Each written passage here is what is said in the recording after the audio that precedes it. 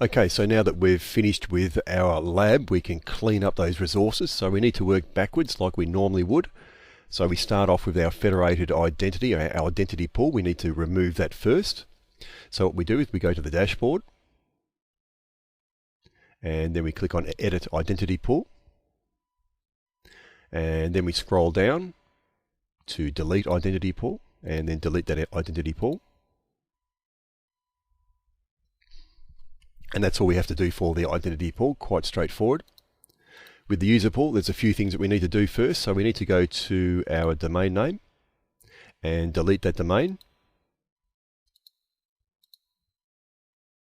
which is done.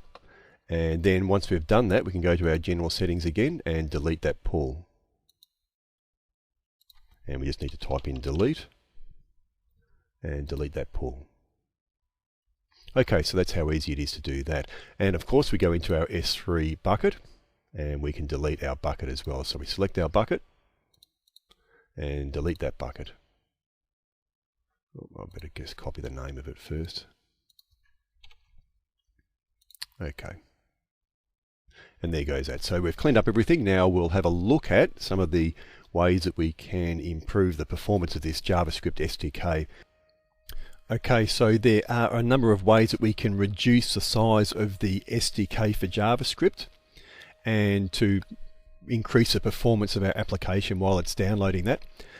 And probably the best way would be to use Webpack or Browserify or whatever you want to use that is going to basically look at the import statements on your React.js app or whatever you're using and basically optimize that for it so that you're only bringing in what you need to bring in. There is another way, and it's specifically for the AWS SDK for JavaScript. It's not for the other SDKs, but just for that one, which is quite important because that is the big one, because it has all of the SDKs for all of the AWS services. So if you're pulling that one in, it's a bit big. So we get to it by going to sdk.amazonaws.com/builder/JS, and there's a link to that in the lab notes. So have a look at that. When we get there, it's going to have some stuff already pre-selected for us. We'll just clear all that for now because all we need is Cognito and S3. So what we can do is just in our browser, just search for Cognito. And there we go. We've got the Cognito identity pools that we need to access.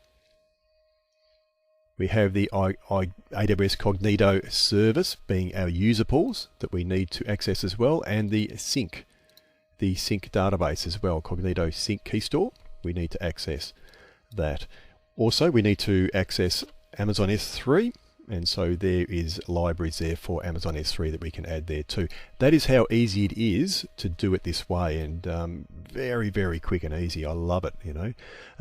So we've got here the build configuration. We've got identity, user pools, and sync and S3 there. So we just click on build. After a certain amount of time, it'll build that for us, and there we can see we've got our AWS SDK, which will be the latest stable version of the SDK, which is good. And it will be optimized to include only Cognito and S3 and the basic AWS stuff such as config and all that sort of thing that we need. So that brings us to an end. If you've enjoyed this, make sure you go out there and give it a good rating. And it's been a great lab. You've got a lot of stuff that's going on here, and it's going to be really good to do these sorts of very long and in-depth and intricate labs because it's going to give you the confidence that you need to be able to use these JavaScript SDKs. And if you're going on to become an AWS certified developer, then you're going to have a lot of confidence in using the AWS JavaScript SDK as well. So I've enjoyed it, and I look forward to seeing you in the next lecture.